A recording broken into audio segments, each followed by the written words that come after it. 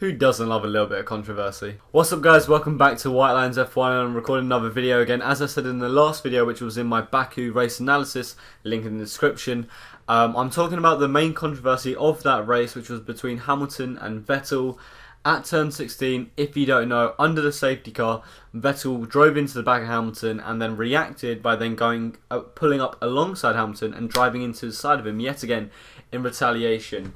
And there's a lot of mixed emotions about whether the punishment in particular was enough, because for those of you who don't know, as a result of what he got a 10-second stop-go penalty, and he got three points on his racing super license. Some people are saying this is enough, some people are saying this isn't. So I'm going to break down, give my opinions, and sort of analyse what happened. So on screen now, I'm going to show you the actual crash itself. And I'm taking this from Sky Sports. I don't want to get a copyright strike, but I'm going to show you the video nonetheless. So we can break it down a little bit. So the first main bit is turn 16. Is the fact that Vettel goes up behind, crashes into the back of Hamilton, and then goes upside of him, already gesticulating in anger and confusion and frustration, and then seems to just drive into the side of Hamilton. And you can see by the way Hamilton reacts, he's just so spun out and confused. He has no idea what's going on, and he's just wondering what's happening. And when I first saw this, I was thinking to myself, right, this is just Vettel being stupid. And then I thought, obviously I'm a Hamilton fan, so some people are going to say I'm being biased. But when I first saw it, I thought this is just stupid. He's under safety car. They're obviously going slow. This is obviously Vettel's fault. He just obviously got a bit too excited. And then I saw it a couple more times, and I don't know if it was the angle or something, but I did think maybe Hamilton did actually brake check him, because I don't know, just something didn't seem right about it.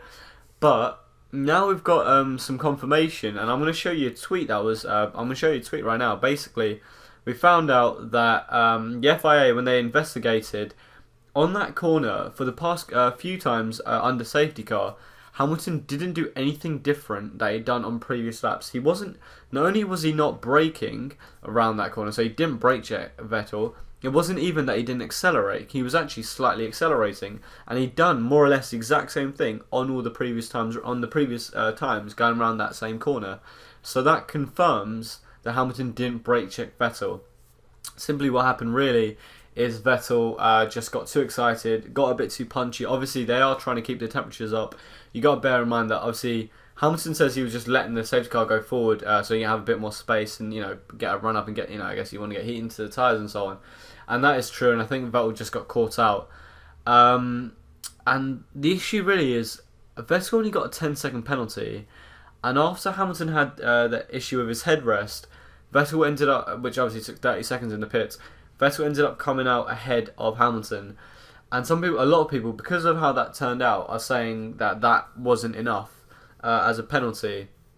And though in the race you could say, yeah, it wasn't enough because, he came out ahead of Hamilton, that's not his fault. That's because Hamilton's car had its own fault, and that took 30 seconds, and you're not going to get a 30-second stop-go penalty. That was actually, so in my opinion, the stop-go penalty was enough for the in-race thing, because he got very, very lucky.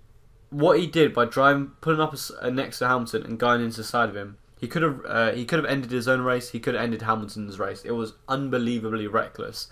By the end of the day, he didn't cause damage to either cars, and if he did cause damage to his own, then he actually put himself in a worse position. He didn't cause in the second phase of the controversy. He didn't cause any issues. He actually just put himself at a disadvantage by getting that penalty. So, I don't think that he should have got more than 10 seconds stop go, because if he did cause damage, particularly to Hamilton's car, then I personally think he should have got black flagged there and then. But he didn't. He didn't do anything like that. He got very lucky, but he rode his luck. So I would say, yeah, fair enough. Because at the end of the day, that penalty would have put him in 5th, and that would have ruined his race. If Hamilton didn't have the headrest issue, Hamilton would have won the race, and Vettel would have ended up coming 5th. So when you look at it like that, if it's just Hamilton just got extremely unlucky. And that actually, Vettel had sufficient evidence, had sufficient penalty on that side. The other talking point though is the 3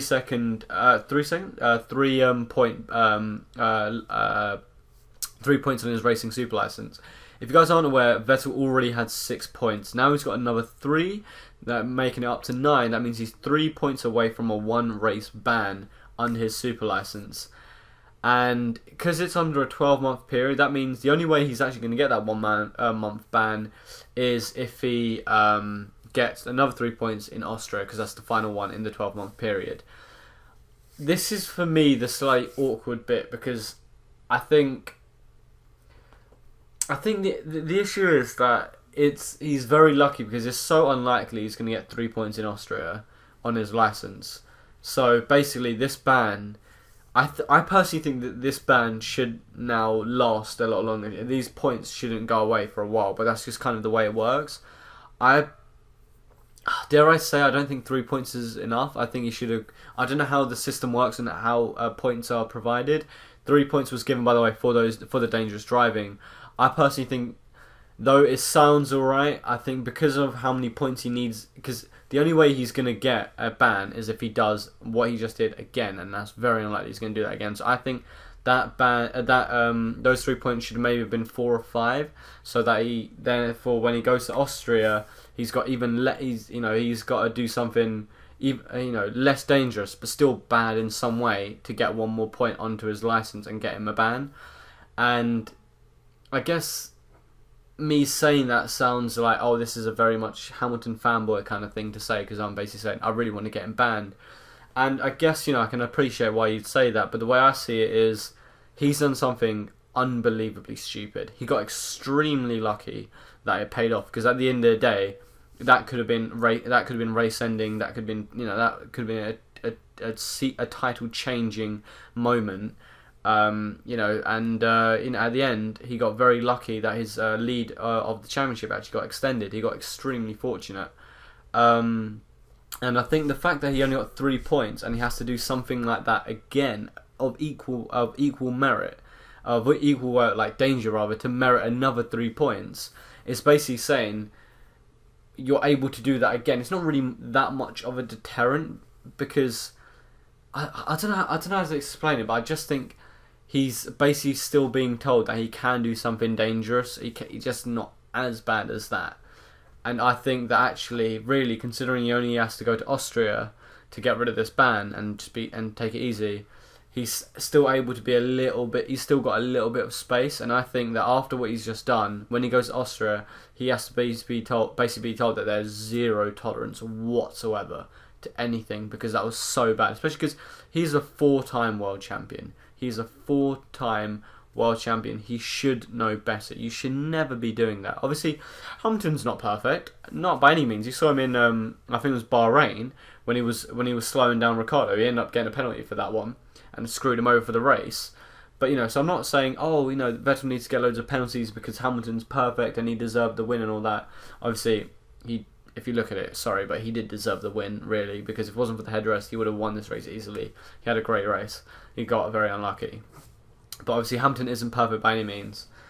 But I personally think that 3 points wasn't enough onto his license. I think he should have got 5 points, because that means that there's the equivalent of no tolerance whatsoever to any form of dangerous driving when he goes to Austria. Because at the end of the day, for Vettel, that's the only race he has to go to until all his points are pretty much gone, because then that's the end of the 12-month period.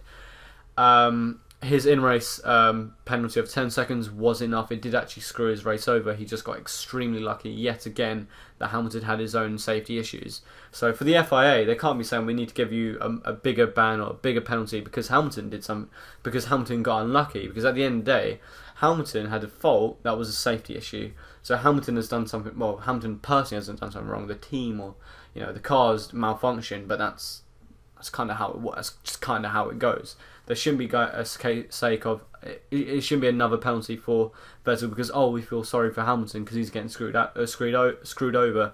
That's just how it works. So personally, I think there should have been more points, but more or less it's kind of fair. Hamilton just got very unlucky twice over, and Vettel got extremely lucky. But the big thing is, what's this going to mean for the future of the season, for the rest of the relationship between Vettel and Hamilton? Because so far, them two have had a very solid working relationship with each other. There's been a clear mutual respect for each other's abilities and for the cars and for the speed and the talent that they have. And you know, we saw in Spain the opportunity for them to get a bit heated because obviously they were going 1-on-1 for a stage, and you know they kept their cool and they were respectful.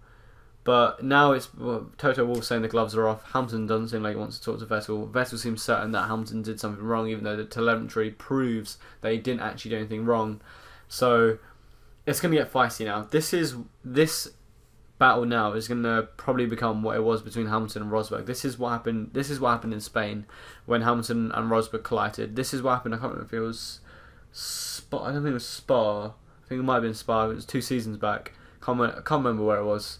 When Hamilton collided with Rosberg, when Rosberg clipped Hamilton and gave Hamilton a puncture, and you know, so this is that moment. This is the moment when the gloves are off and things are going to get feisty. I think, you know, because they've been doing this thing whenever they go to the grid, they kind of laugh with each other and then talk a little bit, and then when they go onto the podiums, they win a race together. They're like, well done, yeah, that was good. They're not going to be doing that anymore. And you know what? I really liked and appreciated the respect they had for each other, because at no stage were they being nice. They were just being fair, and they were being feisty, and they were being quick, and it was competitive, but there was a mutual respect. And I really appreciated that one, because I think the thing with Hamilton and Rosberg is it became so toxic. It got to a stage where it got a little bit uncomfortable, and it then divided the fans. And obviously, when you look at what people are when people are talking about the Hamilton-Vettel issue, everyone who seems to be defending Hamilton is getting criticised for being a Hamilton fanboy. And you know, I've probably got that at some stage on Twitter as well, whilst I was replying to people about it. But it's just kind of, it's just kind of what it is. Like, sometimes you can't ignore the facts. So, and it really is frustrating, because it does cause this toxic environment that makes the sport less pleasing to watch to a point. But at the same time, I'm thinking, hell with it. This is going to be really awesome. If this causes more, you know, in crazy races, and you know, and just a little bit of beef with each other, a little bit more, and you know, some fiery driving, I think it's going to be. It's got the potential to make this season far more exciting, and the season for excitement has been, in my opinion, a little bit on-off. Some races are like insane, but other races like Monaco are absolutely just dead. So this, I think, this is going to spice things up a bit, and I really look forward to it. I think this is going to be brilliant. So yeah, that's my opinion of what happened between Vettel and Hamilton. I think Vettel got enough penalties during the race. I just think maybe he should have got more points on his license after the race, because he's only got to go through Austria before it basically doesn't matter what he's got on his license anymore. For the future between them two, the mutual respect is gone, and though that's a little bit concerning, I think it's also going to be pretty freaking awesome. So yeah, that's all I've got to say. Thanks so much for watching, guys. I hope you've enjoyed this video. I hope you've got your own opinions as well as mine. If you have, drop it down below. If you want to cause a discussion about it, then just let me know. So if you enjoyed, if you have, give it a like. Subscribe if you're new around here, share this video as well, comment below, and I'll see you guys later.